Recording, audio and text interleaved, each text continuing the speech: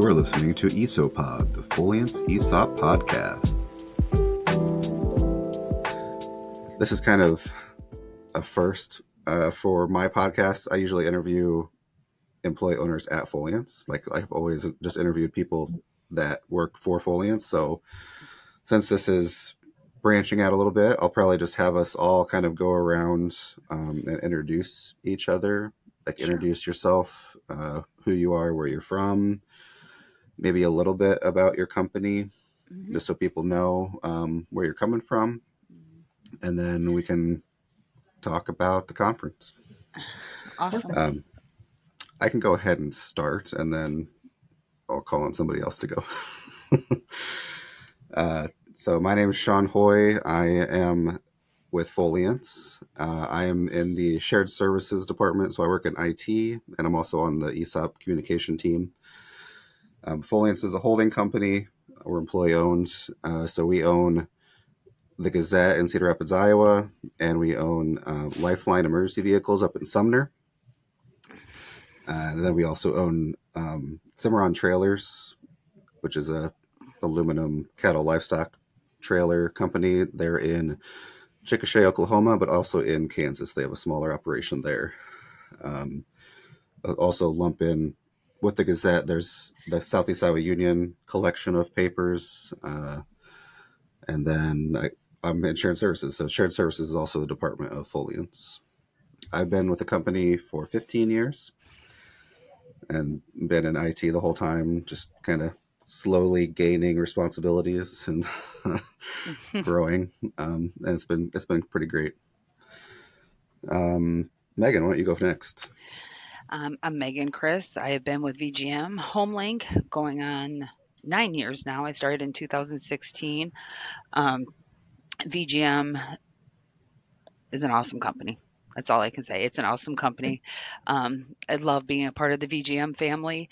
VGM has got a whole array of ancillary services. The department I work in deals with a lot of work we do with work comp claims. So we start from the beginning, referral come in, we staff, we get the patient what they need so they can get better, get out there and get back to work. Currently, I am the supervisor of our billing department over work comp claims.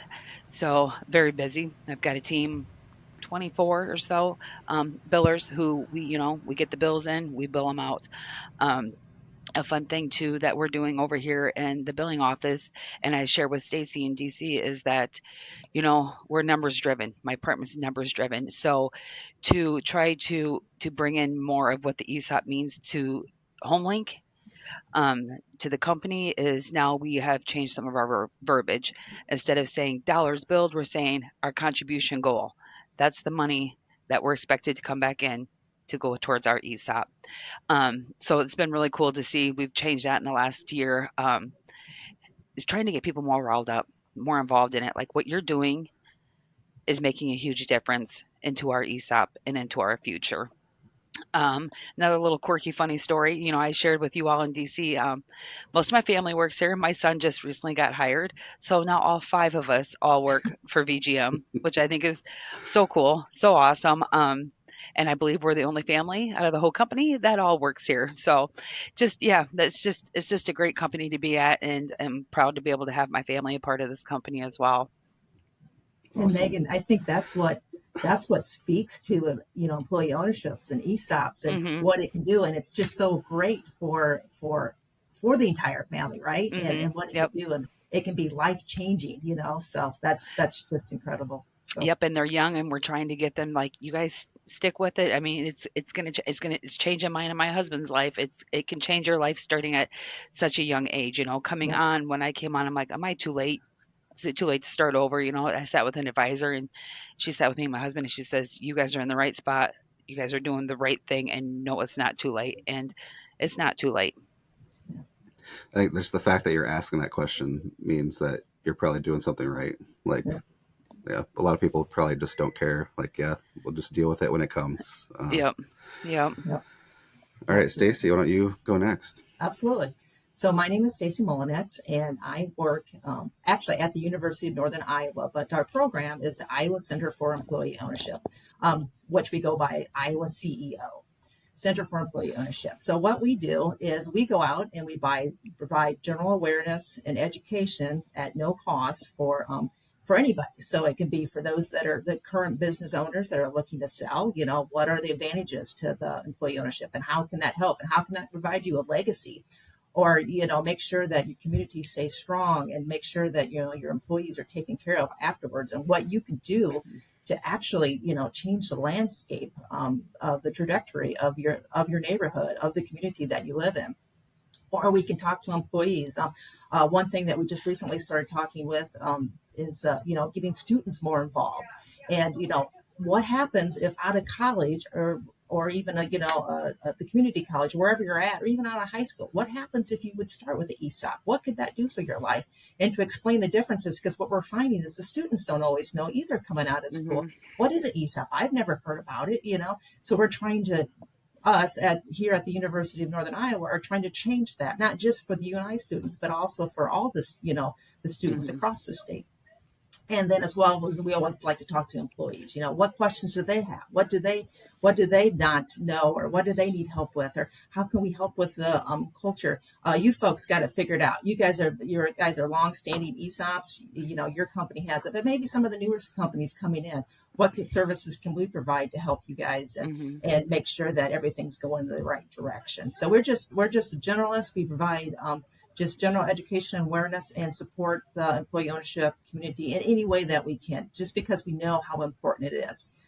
One thing I've started to say, and I don't know if I should say this on a recorded document or not, because I absolutely love my job here at UNI, but if there's one thing that I would change, it'd be to belong to an employee ownership company, because I see all the benefits and how it helps, everything from the actual employee to their families to their community. I mean, it is life altering what employee ownership, what ESOPs can do. So yeah. And speaking of, college students coming out, my oldest just recently graduated and she was just like, Mom, so many kids don't have jobs. There's nothing out there. And she's like, I'm hired back on like full time, and which I believe she's about 10% like vested, because she's worked like part yeah. time. But she's like, I'm so very fortunate and lucky. And when I tell everybody, they're like, oh, what are you doing after college? She's like, well, I got hired on full time at like VGM. They're like, you're so lucky. That's like awesome. So she's very, very thankful right now. And so are we, because it is tough right now for kids Mhm. coming out of college and trying to navigate the whole job scene right now. It's very challenging for them. Absolutely. Actually, I was, Megan, I was just at your company, as I mentioned earlier, at VGM, and I was talking to some folks. They're just incredible people. And the one that I talked to came out of college, and she took a job which she said wasn't what the responsibility she wanted. She thought she could get a little bit, should have a little bit more responsibility, but she took the job that was open. And it was just, her story was incredible. The opportunities, VGM didn't say, oh, that's your spot. You're able to work up in that company because it's about the employees, right? So you do well, you move up. It's just an amazing opportunity, no matter what level you happen to start at. But if you want to stay at a certain level, that's fine. But if you want to grow, you can too. I mean, it's completely Yep, up to the absolutely. employee. We're real big on finding the right spot, creating your future. Yep. I've moved around to different departments and I'm very grateful. I've gotten to try like different things. I mean, and they really thrive on that and make it known like, create your own future here. We want you here. So when there's different openings throughout the company in different divisions, they're very encouraging. Try Yep. it, reach out, so that's a huge bonus here. And I've been very fortunate to be able to have a couple different positions in my 9 years being here. I think that's similar for where I'm at. Like I said, being in IT, I started as a help desk and have just kind of continued training and learning new things with coworkers. So I think that's pretty cool that hmm employee-owned companies are incentivized to make their employees better because it just improves the whole company as a whole. Yep, And absolutely. you want to retain that talent, so they treat you with more respect and do offer the trainings and everything like that to keep you And I, around. and I think that's what leads to the studies that are being done. that employee-owned companies or have more productivity than a non-traditional corporation, and the profits are higher. They invest in the employees, and the employees, invest back, right, with their work and what they do. So. Yeah, and I think it's huge right now too, especially with my team that I'm leading. Is just really emphasizing the work that you're doing is making a huge impact on HomeLink, VGM, and our ESOP. And what you're doing is very important. And just always reassuring them, that, hey, you guys are doing great. This is only helping our ESOP grow and whatnot. So the whole leadership team in my department has really emphasized the importance of what you're doing, the impact it's making, not only on you personally, but as the company as a whole and our ESOP and in being employee owners. Yeah, so we're all in Iowa, but a month ago we were in DC, and so we all attended the Advocacy Day, the training, I believe, and the actual Capitol Hill Advocacy Day part. I believe Megan, you and I both went to the conference afterwards. So I just wanted to walk through how was everyone's experience. We can start with Advocacy Day because that was first. Did both of you attend the training? Yes, I did. Unfortunately, I could not. I was a last minute substitute for somebody who had a family emergency. So I couldn't attend the training and I couldn't attend the conference. Boy, but that one day there was absolutely incredible. So Yeah, it was incredible. It was Was it incredible. everyone's first time? Was Yep. Yeah. mine. Okay. Yours too. Okay. Yeah. Yep. Mine too. Yeah. So Megan, how did you think the training prepared you for the actual Advocacy Day? The training, it prepared me pretty well. I'm not gonna lie. I was a tad bit nervous. I'm like, this could be a little bit intimidating, and that training, I mean, it was at like a high level and it was boom, boom, boom. I thought they laid it out very well. I did go back to my room that night and go over things because I was trying to prepare because I'm like, I don't want to say the wrong thing or whatnot. But I thoroughly, thoroughly enjoyed it. I want to say our first meeting we had, I believe, was in Joni Ernst's office. I was a little nervous, but then after I got to my second one and got to meet with the second one, third one, fourth one, I was starting to feel a lot more comfortable. And I really, really liked during the training for Advocacy Day, them really emphasizing telling your story, telling your company's story. And so that made me feel a little bit better as we went on through the day. It was just nice to be able to share my story on our company and my passion for the company. So I thought it was awesome. Advocacy Day was like my favorite part of the whole entire thing. It was so fun. Got to meet all kinds of different people. Got to meet you all. It was a really, really cool experience. And when I did come back, I did get to share in one of our team meetings some of the things that I got to do on Advocacy Day. I think it's important, when I am away, that I do share what I'm doing with ESOP and some of the things that are going on and whatnot. So yeah, Advocacy Day was awesome. Yeah, I think the training was pretty interesting. It kind of gave you a framework of like what to expect, so you're Mhm. not just like going in blind of Yep. just where to go, where not to go, where to eat or whatever.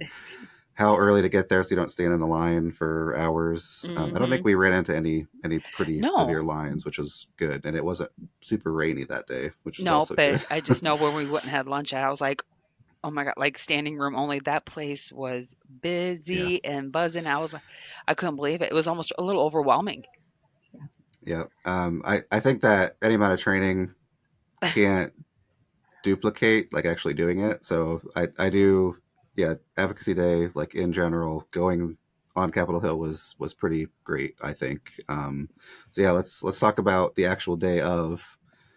What did you guys think of going to talk to staffers and representatives and all that?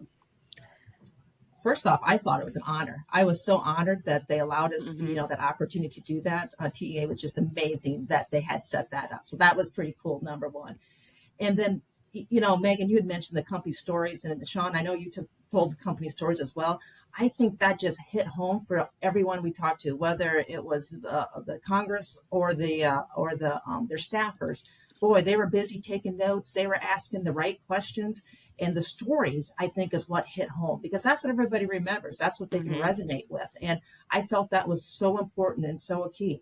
That said, the technical piece, we had Hillary and Brian and Drew there, and they knew all that side of it, and they could speak to the technical part of it. And I felt my part was like the community. I mean, I can see what this does for communities and how important employee ownership is.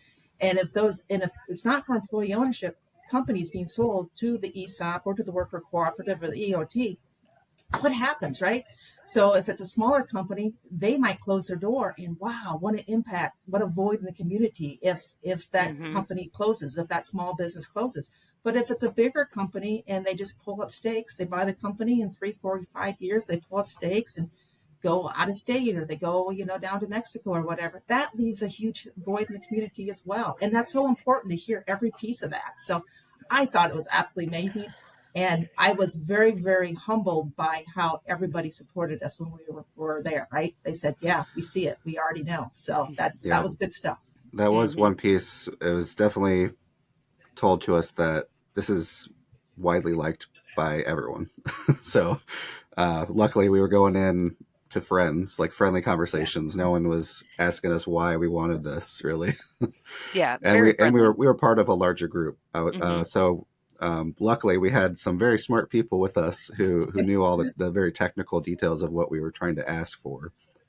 So me personally, I was able to just tell about me and my story. Right. Like me too. I felt so much better too with those guys talking. It was just like, oh, I can breathe a little bit. I can talk about me, Yeah.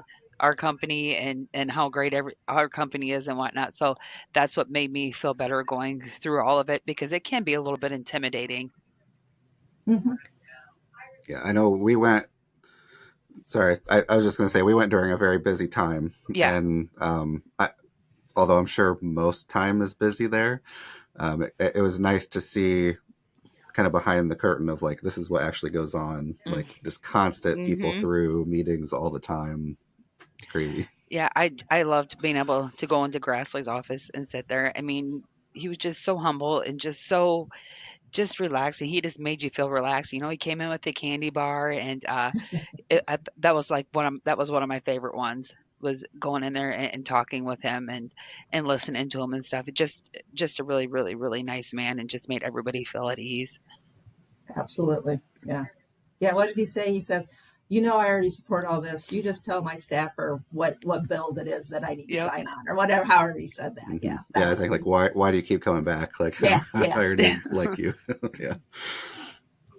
Yep. So one thing I did want to point out is it made me a little more comfortable just sharing my story and not having all the technical stuff down. Hmm. Is the ESOP Association, they really do a ton of work before and after the advocacy day of really sending the documentation, sending the details of what is being asked for, and then following up afterwards. Hmm. So I think that's really great.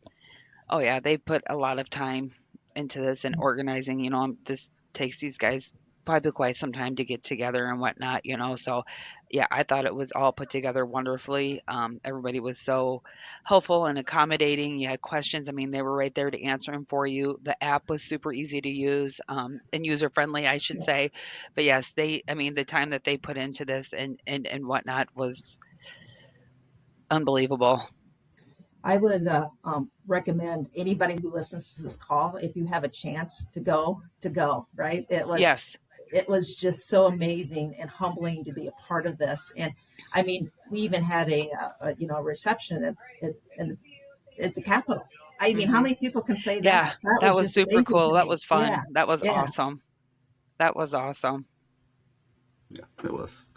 Yeah, I would say if you're involved in the ESOP community, or especially if you're an employee owner, like Mhm. you can go. Like Yeah. just ask your communication team or whatever group you have Mhm. supporting ESOP and communication at your company. Yeah, it was a great experience for sure, and it was followed up by a conference. Like the Yep. national conference was also that week, so this is part of the conference. And I know Megan, you and I both went to that. Mhm. Were there any sessions that stuck out to you? And I have a couple notes here. Yeah. Um,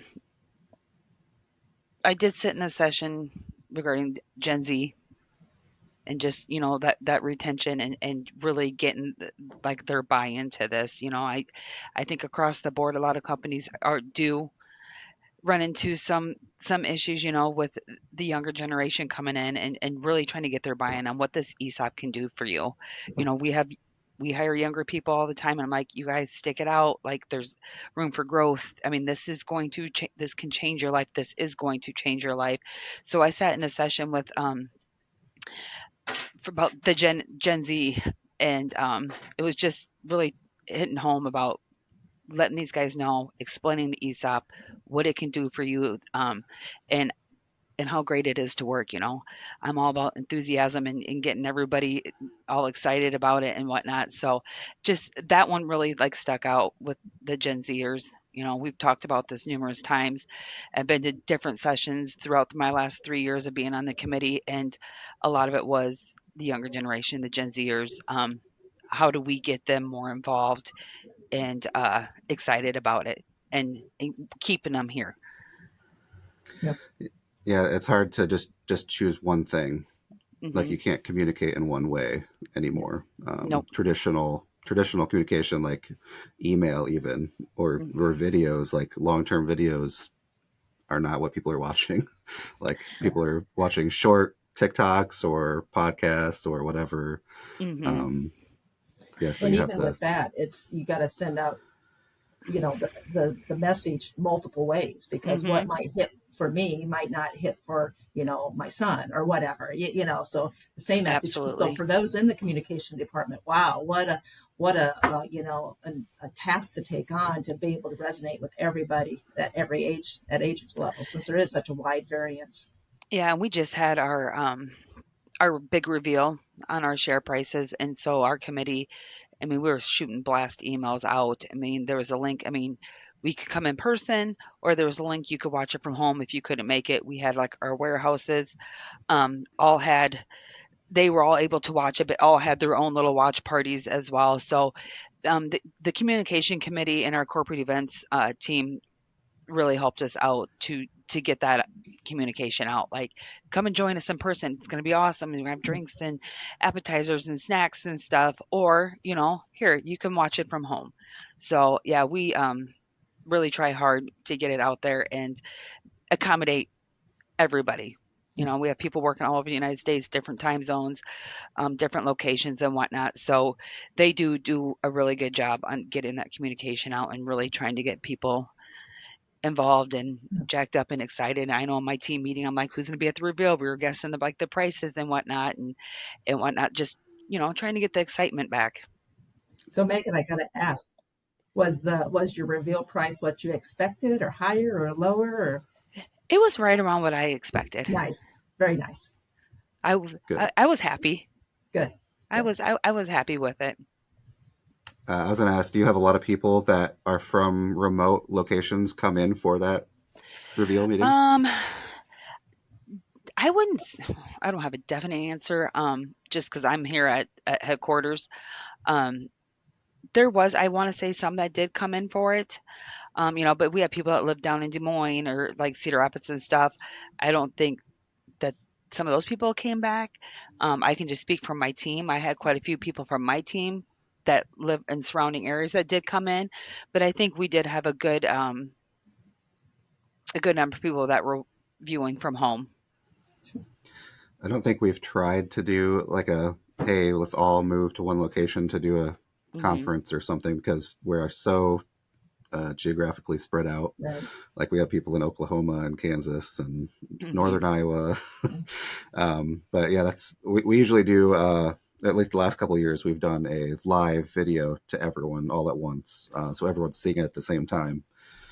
I know previously it was like a rotating meeting, like the CEO would go to every business Oh, sure. location and do, but that leads to people hearing it at different times, and we didn't want that to happen. Hmm. Just because it's even playing field, everyone's equally an owner, so we just Yep.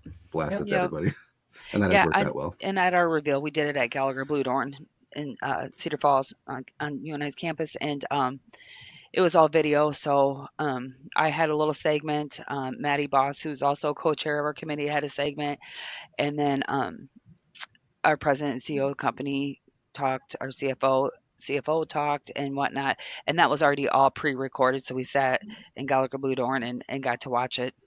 watch it that way. So yeah, it was Cool. cool. It was very cool. It's exciting. Nice. So there were two sessions that stuck out to me that I made note of, and they're both kind of related. They were about celebrations and planning activities, doing them year round or October, Hmm. and um, so I plan activities for like IT and for shared services. Like I just plan those separate from anything, like separate from being on the communication team. But we also do ESOP October, like the employee Hmm. ownership month, and continuing education throughout the year. So it's always nice to see what other people are doing, both good and bad. And I did appreciate that the company that was talking about their October showed both a year where they did an activity every single day in October, and then talked about like, yeah, this was way too much.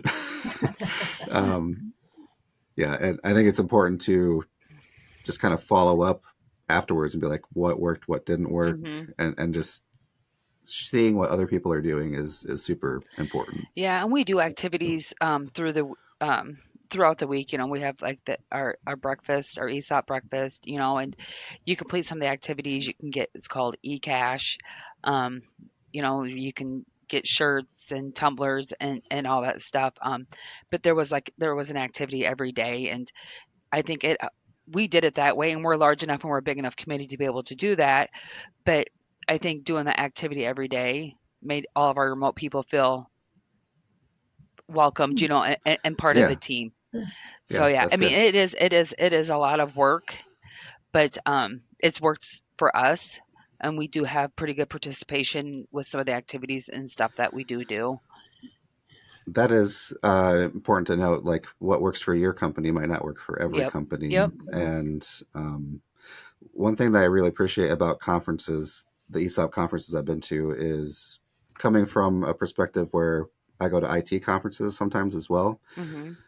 There's no, it's very infrequent that you have a vendor or someone like trying to sell you something at an ESOP conference. It's just other people involved in ESOP telling you a cool thing that they do, or just some kind of education. So it's just like a big sharing of ideas, and I Mhm. really like that. It's And a One cool thing environment. yeah. that strikes me so much with the ESOP community is how everybody's friendly. There's no competitors, right? Everybody Mhm. helps everybody regardless. In fact, one of the reasons I was at VGM was because a company reached out to us and said, "Hey, we need some help." And I said, I don't know. I have that expertise, but I know somebody who does. And then VGM made a couple of email calls, and VGM opened the doors and said, "Come on in, let us help you." I mean, just so open and sharing about everything. It's just a community that you wouldn't even think is possible to exist, but yet it does. It's just the best thing ever. And I think a lot too with the conferences. Like one of my favorite things is I love sitting in round tables. Yeah. I think round tables are my absolute favorite. It's just fun to listen to other people's stories, ideas, and vice versa. But round tables are by far my favorite when I go to conferences, is to be able to sit in round tables with other Yeah, employee owners. I think roundtables are like a very condensed version of a session. It's almost like you're going to 12 sessions at once if people Yep. are Yep. talking. Yep. So speaking of conferences, I know Stacy, you have a conference coming up, right? Yes. Thank you for bringing that up. Yep. October 23rd, of course, during Employee Ownership Month, and we're going to have an Employee Ownership Conference, and it's going to be in Ankeny at the FFA Enrichment Center. It's just a one-day event. However, we do have a small pre-conference available for business owners that are looking to sell. Want to know what this employee ownership stuff is all about, just a basic high level thing, as well as a continuing education seminar for the CPAs, CFPs, CEPA, and a certified exit planner designation. So you can get a free continuing education credit with that. We just talk again about employee ownership. And then we have three tracks at the actual conference. We have one for employees, one for existing mature ESOPs, and those that are just new to it. So just kind of walk you through it. We're having some pretty good speakers. Daniel Goldstein is going to be there speaking. Debbie Durham, who is the director of the Iowa Economic Development Authority and Iowa Finance Authority, will be there. and was tentatively on our schedule. We had to ask out. She's still trying to get security clearance. Is Hillary Abel, and she is the Chief Division of Employee Ownership at the Department of Labor. So fingers crossed that we can get her to come in and be able to give a keynote speak as well. So very, very excited about that. Would love for anybody to come that is interested. You can go to our website and sign up. It's ia-ceo.org, iowaceo.org. Feel free to reach out if you have any questions. I'm happy to help you out as well. So, once I learned that was happening and I saw the speakers there, I was like, oh yeah, Daniel used to be our CEO. I think Tom is our current CEO. He's talking. Yep. I think our CFO is talking. So I'm like, yeah, I'll go. Yeah, that sounds fun. Yeah, and I just had found out yesterday. I don't know, Sean, have you ever done the ESOP Accelerator? I have not. No. So VGM is hosting it this year in August, and I just found that out yesterday afternoon, late afternoon. So we are encouraging people. I went last year down in Des Moines, and it is at a very high level. It's very fast paced, but it was interesting. And when we went last year, it was me and another member of another ambassador, and then we brought in another gal that works for us that is not an ambassador. So she was so excited to be able to come to this, get some takeaways, and be able to bring it back to her team too. So, we're trying to include not only just ambassadors, but anybody and everybody. So it's exciting that this year it'll be at VGM at the end of August. So actually I have got that email as well, and I'm hoping to be able to attend to that. Do you know, I'm just curious, is there a limited amount of registrants for that? I don't have, I believe that there is, but I don't have all those details. As I just found out late yesterday afternoon, how many how many we can hold and whatnot. So, but it's exciting that it's coming to main campus. Absolutely. Yeah. Could you describe what that is for someone who might not know? So it's very high level, and it goes from a lot of the ESOP verbiage. What is an ESOP? It kind of just takes you through the process of a company becoming an ESOP. And then they also shared a lot of other stories from other companies like Red Mill. There was a brewery out in Boston. Just a lot of just like the nuts and bolts of what an ESOP is, a lot of verbiage of what this means, and whatnot. So it was a lot. It was a lot all at once. I have a book about this big sitting on my desk. Oh, wow. Is that a one day? Yep. It's a one day. Okay. Yep. So, we're encouraging people that are on our committee to, go. I still have to go back to the book and be like, okay, what does this mean? And go, because there's a lot, and there's a lot to learn with ESOP and whatnot. So, it's just, there's a lot, there's a lot going on in there, and they do, we had a breakout session and we did like some role playing, on a business that was going to lay off people, and then how somebody jumped in and turned it into we're going to sell the company to the employees. So there was about an hour and a half of like role playing, which was It was interesting. Not one of my most favorite things to do, but it was fun once you got into it. But it's just lots of information, lots and lots and lots of information. And like I said, it just went from the beginning to the end, and how some companies, within your first, I don't know, 60, 90 days, you're already 100% vested, or are you waiting like the 6 years, So it just kind of went through all those ins and outs of that too. Great. Yeah, and there was a lot of people in that session that were not ESOPs, but were doing the research, and there was quite a few of them into what it's going to take, and just learning like those ins and outs and those little pieces of an ESOP. So there was a lot of people. That was a great conversation. Yes, thank you very much for joining me. It's been great, and I'll for sure, Stacy, I'll see you later this year. Megan, I hope to see you forward to it. At future conferences. Probably. Yep. All right. Well, thanks, Sean, for putting this together. I appreciate it. This was a lot of fun. Stacy, it was great to see you again. You as well. Yeah. Thank you, everyone. Thanks for listening to ESOPOD. If you want to get in touch, send me an email at esopod@foliance.com.